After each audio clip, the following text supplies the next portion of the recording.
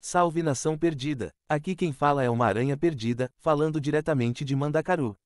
E no vídeo de hoje, vamos nos perder um pouco no futuro do arco de Elbaf e no porquê acredito que o Luffy sofrerá uma dura derrota na Ilha dos Gigantes. Antes do vídeo começar, quero dizer que poderia ter preenchido mais esse vídeo. Infelizmente, tava com pressa e empolgado. Então, algumas coisas que poderiam fortalecer a minha ideia acabaram ficando de fora. Mas, por exemplo, para citar uma coisinha. Para mim, Holy Cake é um espelho para Enies Lobby/Water 7. Das muitas coisas que poderiam ser citadas, mas ficaram de fora, uma delas é, por exemplo, os dois arcos terminam numa fuga, mas isso é um detalhe, o principal ponto é que nos dois arcos temos um navio destruído. De um lado temos o Going Merry e do outro temos o navio do Fisher Tiger. E isso é algo que percebi depois, com certeza tem mais desses pontos que reforçaria a teoria, mas a pressa não vai permitir isso. E é isso, agora fiquem com o vídeo.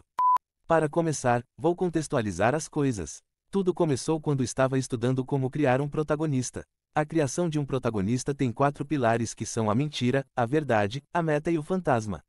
Para facilitar o meu entendimento, usei vários protagonistas como referência e o Luffy foi um deles. Foi nesse momento que percebi, talvez o Oda esteja preparando uma coisinha aí. E bom, a minha suspeita veio quando usei os 4 pilares no Luffy. E para efeito educacional, vou pontuar os 4. Primeiro, a mentira é o fato do Luffy acreditar que pode alcançar o One Piece do jeito que estava. Ele realmente acreditava que bastava um navio, 9 cabeças e o One Piece estava na mão. E a verdade é que a crença do Luffy é uma mentira.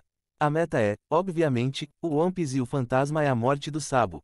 E aprendendo sobre a construção de um protagonista, uma coisa necessária é o confronto da mentira e a verdade. E isso está por todo o mangá, desde o início até os capítulos atuais. Assim, a primeira vez que o Luffy tem que enfrentar a verdade é durante o arco de Longtown, a ilha do início e do fim. Lá, o Luffy conhece o primeiro usuário de uma fruta Logia. E, ao enfrentar o Smoker e o seu poder, o Luffy se mostra incapaz de vencer o Homem-Fumaça. Até é mostrada uma forma de vencer, porém, para o Luffy, não era exatamente útil. Mas vale destacar, a forma era a ponta do metal de Oceanita da arma do Smoker. Outra coisa que vale pontuar é que, além do embate da verdade contra a mentira, também temos a entrada do Dragon lançando um poder que tem influência na ilha e em vários quilômetros do mar. Guarde bem esse encerramento. Bom, apesar desse enfrentamento, o Luffy não tem a sua crença abalada e segue viagem até conhecer Crocodile, a segunda Logia que ele tem que enfrentar. E de cara o Crocodile já chega como uma lanterna, apontando para o Luffy e verbalizando que existem vários piratas como ele. Uma dica do futuro, porém, após uma dura batalha, o Luffy descobre que o poder de areia tem uma fraqueza e a utiliza para vencer. E aqui vou abrir um parêntese. Todo mundo acredita que o Luffy vence o Crocodile ao usar a umidade do sangue, usando a fraqueza do Crocoboi que é água. Porém, gostaria de levantar uma ideia. E se, na verdade, o fator determinante foi o despertar do haki do armamento do Luffy? Já pensou nessa possibilidade? Acredito que faz sentido porque o Oda adora criar paralelos, e para mim, o ano é um paralelo a Alabasta. E tem essa cena, o machado de areia se desfez, quando deveria ter sido destruído, já que a água endurece a areia, porém, o haki anula, certo? Mas calma, antes de chegar em Wano, primeiro vou terminar o percurso que o Luffy faz.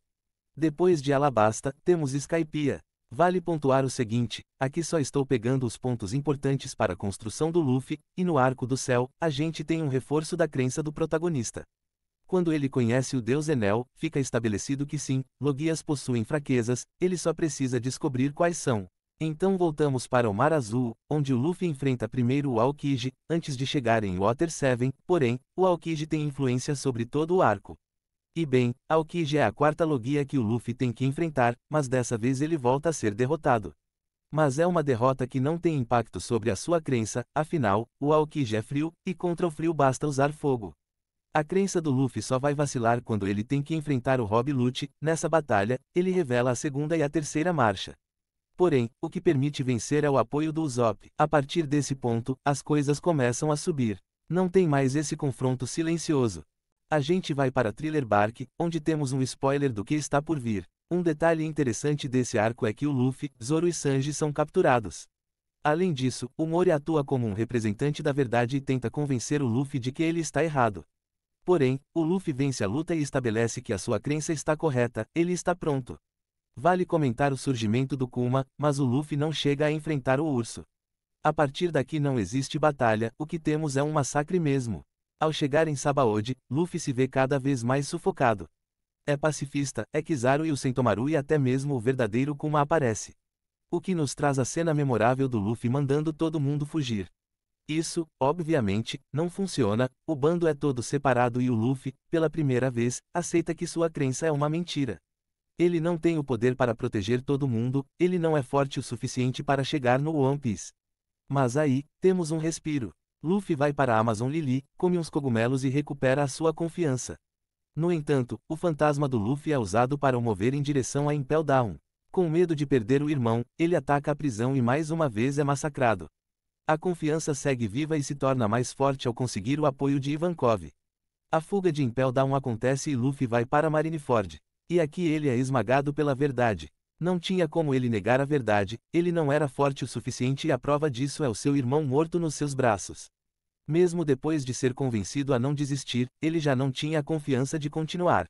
Por isso, aceita treinar com o Rei das Trevas. O treinamento dura 2 anos e, finalmente, Luffy retorna para Sabaody, onde o Oda, malandramente, recomeça tudo. É aqui que a minha teoria começa. Por quê? Porque o Oda coloca o Luffy verbalizando: eu vou me tornar o rei dos piratas. Assim, a crença do Luffy foi renovada e agora pode ser destruída mais uma vez. Dito isso, a minha teoria é: o Oda está espelhando os arcos anteriores. Na primeira parte, falei sobre Longtown, Alabasta até finalmente chegar em Marineford. E em cada arco desses, com exceção de Skypiea, que foi arrancada, temos um arco espelhado. Vale pontuar que o Oda foi malandro, ele espelhou, mas inverteu a sequência, talvez na ideia de camuflar o seu objetivo. E bem, quando ele inverte, o primeiro arco que ele traz é o de Holy Cake. Esse arco é um espelho aos arcos de Water 7 e Enies Lobby. O espelho vai tanto sobre como as ilhas são mágicas. Uma ilha suspensa sobre um fosso abissal e uma ilha movida, entre aspas, pela água são tão únicas quanto as ilhas que compõem o arco de Holy Cake. Porém, o que devemos dar atenção é aos inimigos que o Luffy tem que enfrentar. Aqui, não vou nem mencionar o Kraken, que faz um espelho com o Blueno. O foco aqui é a Big Mom e o Katakuri. A Big Mom é um espelho com o Aokiji, um inimigo que o Luffy não consegue derrotar, mas que não cai na caixa da impossibilidade. Se o Aokiji poderia ser derrotado se fogo fosse usado, a Big Mom iria exigir um domínio maior da quarta marcha.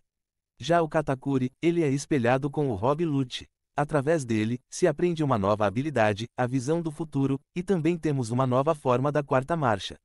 Semelhante ao que ele faz em Enies Lobby. Lembrando que o Oda está no processo de destruir a crença que o Luffy possui em si, então, apesar de não conseguir fazer nada na Big Mom, o Luffy vence o Katakuri, mantendo a sua confiança viva.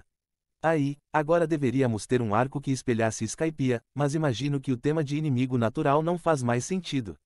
Assim sendo, vamos para o ano. Nesse arco, vamos ter um espelho com Alabasta. E esse espelhamento vai de coisas simples, como, por exemplo, Kaido e Crocodile nunca viram o Luffy como inimigo e deixam isso bem claro na primeira luta deles. Mas também temos outros pontos, por exemplo, antes da batalha final em Alabasta, o Luffy desmaia e dorme de cansaço. Curiosamente, ele também desmaia, depois de uma pancada sinistra, mas isso é um detalhe menor. Indo além disso, como foi em Alabasta, o Luffy sofreu várias derrotas na mão do Kaido e, curiosamente, temos uma cena muito parecida. Em Alabasta Luffy é jogado do palácio e em Wano, ele é jogado da ilha. E aí temos o que, para mim, é uma confirmação de que o Luffy despertou o haki do armamento em Alabasta.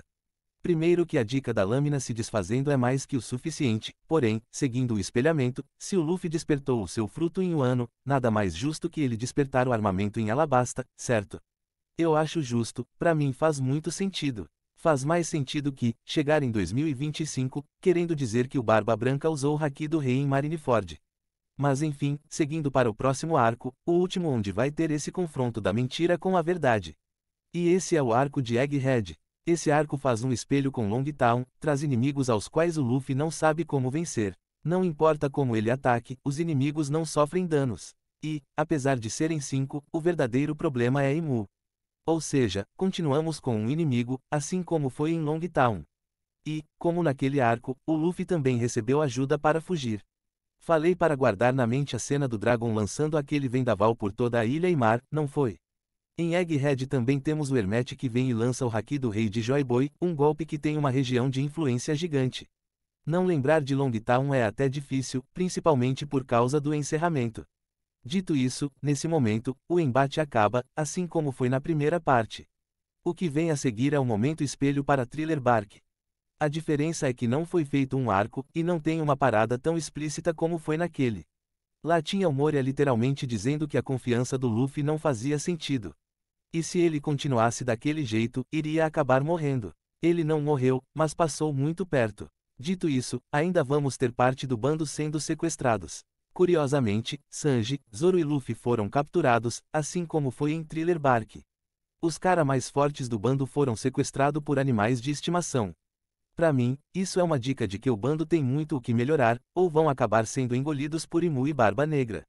O Road queria brinquedos, mas se fosse outro, já era sonho. Iriam morrer sem nem saber como. Dito isso, finalmente chegamos em Elbaf, um país dividido em 3, curiosamente, o número de arcos começando em Sabaody e terminando em Marineford. Muito curioso, certo? Mas assim, não é por isso, porém, acredito que Elbaf será o local onde o Oda vai quebrar a confiança do Luffy mais uma vez. E, se pensar bem, já começou. Como em Sabaody, parte do bando já foi incapacitado, de certa forma, derrotados. E se a minha análise estiver correta, e Elbaf seja o arco que englobará os arcos de Sabaody, Impel Down e, obviamente, Marineford. O Luffy terá que encarar, mais uma vez, a sua fragilidade. E se esse arco for como os anteriores, esse arco terá a dura missão de espelhar uma morte, a morte de um personagem importante assim como era o Ace. Claro, estou indo no extremo da coisa. Outra possibilidade é um sequestro em que todos os transformados são levados embora. Principalmente porque existe a possibilidade do Garp ser a próxima perda do Luffy. Apesar de que o Garp já está sendo usado para impulsionar o crescimento do Kobe. Porém, não se pode descartar isso. Outro personagem que pode, de repente, aparecer em Elbaf para ser a vítima fatal do arco é o próprio Shanks. Ele tem uma forte ligação com o arco, estava em Elbaf e pode voltar a qualquer momento. E se de repente o Shanks morre antes que o Luffy possa cumprir a promessa, seria um baque pesado, tão pesado quanto a morte do seu irmão. Então temos no mínimo 2 nomes. O Garp que vou descartar, porque para que ele morra e o Luffy sofra com isso, teríamos que ter um momento de resgate e para isso, o Luffy teria que atacar a Ilha Pirata. O que seria outro arco. Como a minha ideia é que essa tragédia aconteça em Elbaf, o Garp fica de fora. Sobra o Shanks como um nome mais pesado. Não acho que alguém do bando venha a morrer, porque aí o Luffy, para ser coerente, teria que abandonar a busca pelo One Piece. Então podemos descartar esse pensamento. Se alguém do bando vai morrer, isso vai acontecer no último capítulo, isso se acontecer. O que sobra, além do Shanks, são os gigantes, Dory ou Brog. Inclusive, o Brog já perdeu uma mão, então, para perder a vida é 2 palitos. Enfim, a minha teoria é essa, o Oda está espelhando eventos de arcos passados. Estou gostando. Estou gostando onde você está indo. Isso para mim é muito óbvio, e seguindo essa premissa, alguém vai morrer em Elbaf. Agora, adivinhar quem será a vítima, aí já fica difícil para mim. Sinceramente, acho que o Shanks seria a vítima ideal. No mínimo, não vejo ninguém melhor para servir uma grande morte. É verdade! Mas então, aqui é onde encerro o vídeo. Não se perca por besteiras e, até a próxima!